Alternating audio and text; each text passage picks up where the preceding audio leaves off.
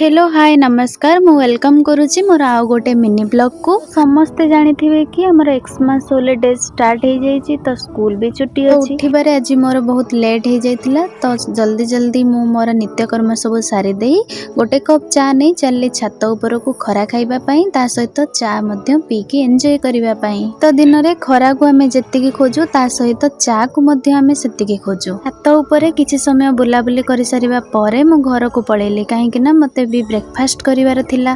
तो मु आज ब्रेकफास्ट रे चकुली आ भजा नहीं थी। बेसिकली मते चकुली पिठा बहुत पसंद तो दिन रे मते जेते थर देले भी मु पूरा खुशी रे खाइदेबी। आउ केउ मानन को चकुली पिठा पसंद मते कमेंट रे जणैबे।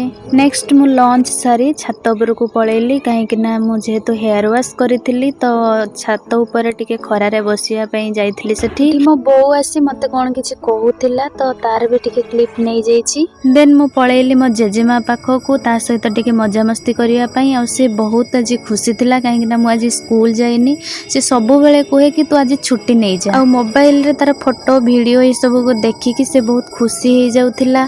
ता परे मु टिके जाइथिली बिल्लो को बुलिया पई। सेठी किछि समय बुला बुली सारे कि पुणी रिटर्न करी गली। इवनिंग रे मु मोर स्पेशल टी पी देई वीडियो टी को एंड करिली। Like comment and subscribe.